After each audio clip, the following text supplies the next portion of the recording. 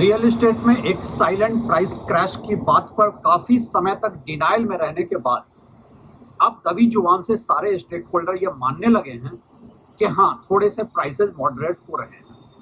Crash या correction शब्द से उन्हें आज भी आपत्ति है। वो इसको मॉडरेट प्राइसिंग कहते हैं, प्राइसेस का सॉफ्टनिंग होना कहते हैं। दबी जुबान से ही सही, लेकिन सच को एक्सेप्ट करने लगे हैं। लेकिन वो तो ठहरे वेस्टेड इंटरेस्ट। उन्होंने एक नया स्पिन डॉक्ट्रिन शुरू कर दिया है। देखिए, प्राइसेज मार्केट में इस समय डिस्काउंट पे मिल रहा है। This is the right time to buy. Prices आपको कम मिल रहे हैं, 15 से 25% depending upon market to market price moderate हुआ है। तो यही वो वक्त है जब एक एवरेज होम बायर को घर खरीद लेना चाहिए। मैं काफी समय से थोड़ा ट्रेवल में हूँ, इसीलिए मैं बहुत लॉन्ग वीडियो नहीं कर पा रहा हूँ, लेकिन इतने सारे लोगों ने मुझसे ये सवाल पूछा। मैं जब भी मेल ऑन करता हूँ मुझे ये से रिलेटेड सवाल मिल जाते हैं। तो अभी के इस लाइव सेशन में मैं एक ब्रीफली इस पर बात करूंगा और फिर आगे चलकर बहुत डिटेल में बात करूंगा कि प्राइसेज मार्केट में डिमांड क्या होता है, ट्रांजैक्शन क्या होता है, कैसे ये स्पिन डॉक्ट्रिन चलती है और आपको क्या करनी चाहिए।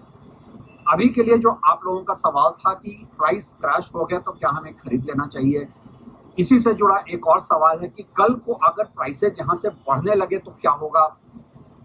सबसे पहले मैं आपको इकोनॉमिक्स का एक बेसिक फंडामेंटल समझा देता हूँ, एक बेसिक विजडम समझा देता हूँ। Never try to catch a falling knife. जब कोई प्राइस गिर रही हो तो वो और कितना बॉटम आउट होगी ये आप नहीं जानते हैं।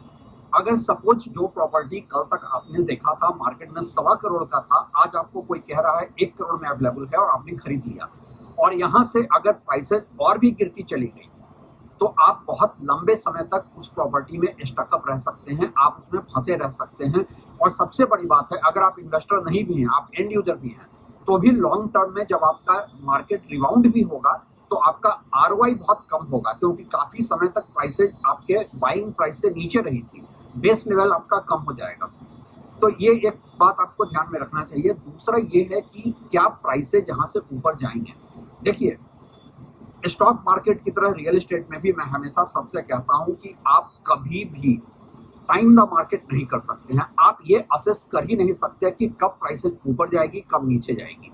हम लोग जो बात करते हैं, हम मोटे तौर पे हैं बेसिक इकोनॉमिक फंडामेंटल को देखकर बात करते हैं। और हमारा बेसिक इकोनॉमिक फंडामेंटल को देखने का नजरिया ये होता है कि क्या मार्केट में ओवरऑल मैक्रो इकोनॉमी में आउटलुक पॉजिटिव है, क्या देश में ओवरऑल ग्रोथ हो रहा है। और ग्रोथ की जब मैं बात करता हूं तो क्या इंक्लूसिव ग्रोथ हो रहा है, क्या देश में आम लोगों में प्रॉस्पेरिटी बढ़ रही है, क्या लोगों के पास ज्यादा जॉब्स आ रहे हैं और क्या वेल पेइंग जॉब्स आ रहे हैं।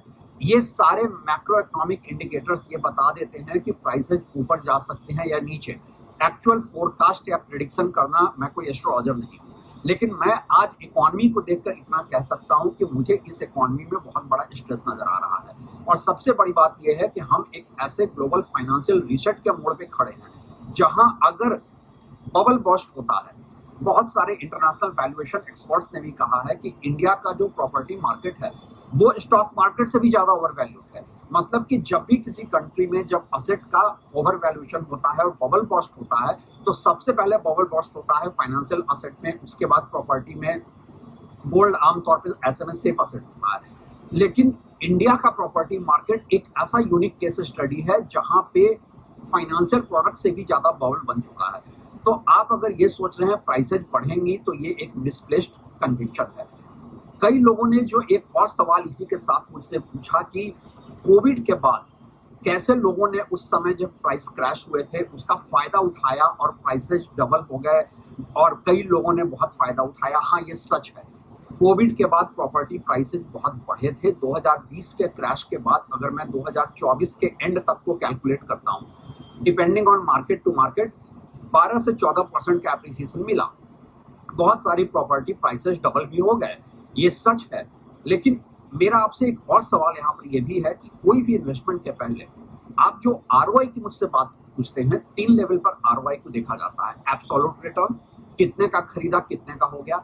एब्सोल्यूट रिटर्न हमेशा मिसलीडिंग होता है। आप एक बैंक में लाख रुपए का फिक्स्ड डिपॉजिट करते हैं, अगले साल वो 1,06,000 का हो जाता है। क्या आपकी परचेसिंग पावर 6,000 बढ़ती है? नहीं, क्योंकि इन्फ्लेशन 10% बढ़ जाता है। तो आप सबसे पहले तो एब्सोल्यूट रिटर्न को यहाँ हटा देंगे कैलकुलेशन में। दूसरा कैलकुलेशन आप करते हैं सीएजीआर रिटर्न। सीएजीआर रिटर्न भी अगर आप जब कैलकुलेट करते हैं और आप देखते हैं कि कोविड के बाद से 12% 14% प्रॉपर्टी प्राइसेस बढ़ी 4-5 सालों में, तो आपको लगता है बहुत बढ़िया रिटर्न है।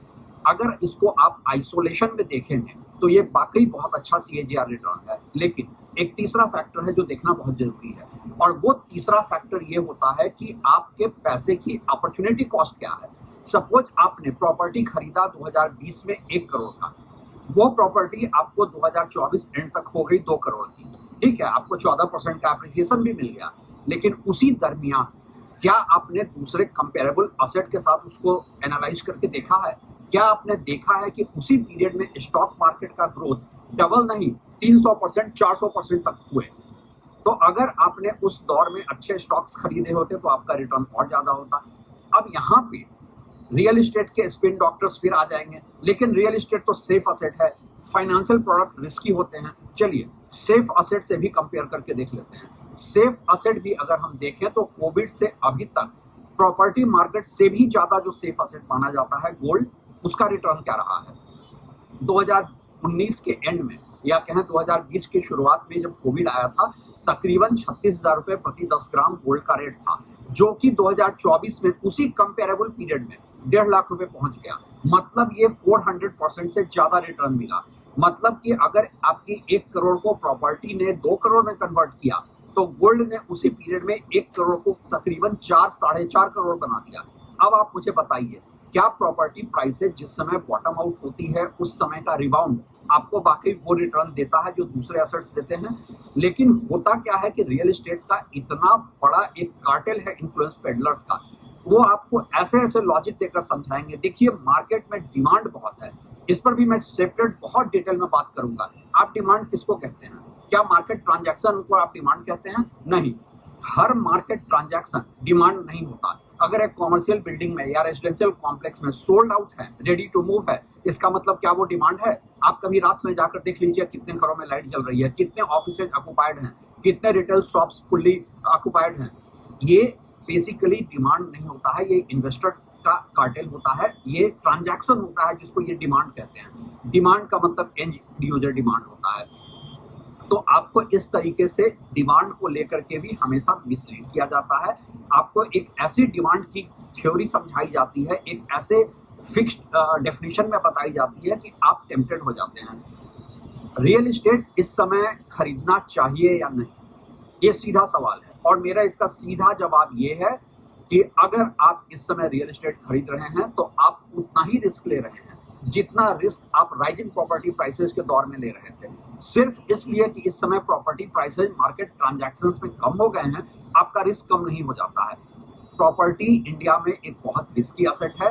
अगर आप एंड यूजर भी हैं, मैं यहाँ पर इन्वेस्टर की बात बाद में करूंगा, अगर आप एंड यूजर भी हैं तो भी आपको एक ऐसी इकोनॉमी में जहां की अनसर्टेनिटी है, ग्लोबल फाइनेंशियल क्रैश है, जॉब मार्केट में अनसर्टेनिटी है, आपको किसी भी इतने बड़े कमिटमेंट के पहले, क्योंकि प्रॉपर्टी का कमिटमेंट सबसे बड़ा फाइनेंशियल कमिटमेंट होता है, तो ऐसे किसी भी कमिटमेंट के पहले आपको अपनी फ्यूचर सर्टेनिटी देख लेनी चाहिए।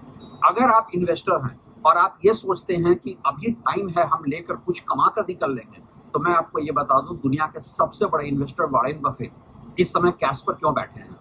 मेरे आपके किसी के विजडम से ज्यादा उनका विजडम है। वो कैश लेकर क्यों बैठे हैं? क्योंकि वो भी एक बात समझ रहे हैं कि ये मार्केट बहुत वॉलेटाइल है, बहुत अनसर्टेन है।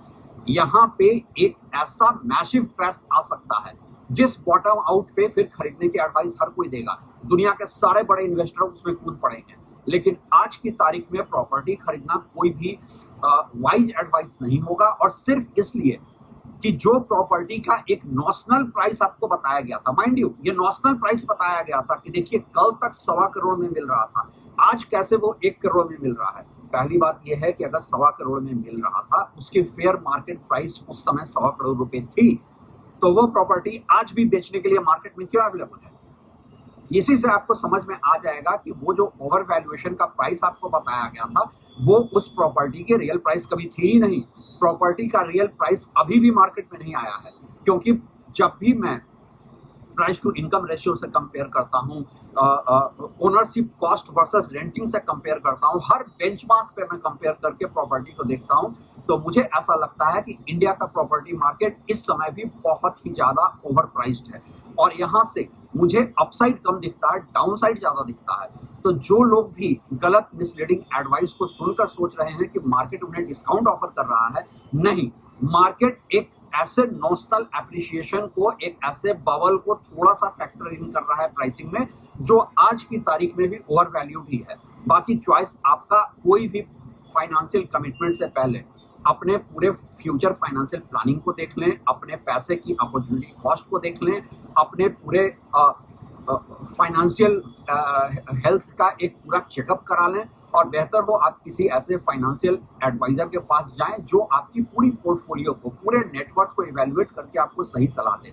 लेकिन किसी भी रियल एस्टेट के वेस्टेड इंटरेस्ट के इस एजम्पशन पे आप मत जाइए कि प्राइसेज क्रैश हो रहे हैं, प्राइसेज डिस्काउंट पे मिल रहे हैं तो खरीद लो। ये लोग वो हैं जो कल तक तो ये मान भी नहीं रहे थे कि आज प्राइसेज मार्केट में कभी क्रैश या करेक्शन हुए हैं, लेकिन आज मैं दिल्ली एनसीआर हो गया या मुंबई हो गया या बेंगलोर हो गया, जहां भी मैं लोगों से मिल रहा हूं, सारे लोग दबी जुबान से एक्सेप्ट करने लगे हैं कि प्राइसेज सॉफ्टेंड हो गए हैं, प्राइसेज मॉडरेट हो गए हैं। और मैं बार बार उनसे कहता हूं, इसको आप मॉडरेट कहते हैं या प्राइस करेक्शन कहते हैं या प्राइस क्रैश कहते हैं। मेरी नजर में ये प्राइस क्रैश है और ये क्रैश की बस शुरुआत है, बाकी फैसला आपका। ऐसे और भी अगर आपके कोई स्पेसिफिक सवाल हो तो आप हमसे पूछते रहिए और हम बीच बीच में लाइव आकर, इवन दो मैं ट्रेवल करता रहूं, मैं बीच बीच में लाइव आकर आप लोगों से बात करूंगा, आप लोगों की क्वेरीज को सही पर्सपेक्टिव में समझाने की कोशिश करूंगा, क्योंकि मैं एक जर्नलिस्ट हूं, मैं कोई वेस्टेड इंटरेस्ट नहीं हूं, मैं किसी असेट को प्रमोट नहीं करता हूं, मैं कुछ बेचता नहीं हूं, मेरा कोई कॉन्फ्लिक्ट ऑफ इंटरेस्ट नहीं है। मैं सिर्फ और सिर्फ आप लोगों की क्वेरीज को इस एंगल से एड्रेस करने की कोशिश करूंगा कि मार्केट आपको किसी मिसलीडिंग एडवाइस से कोई गलत प्रोडक्ट गलत प्राइस पॉइंट पर नहीं बेच दे। शुक्रिया।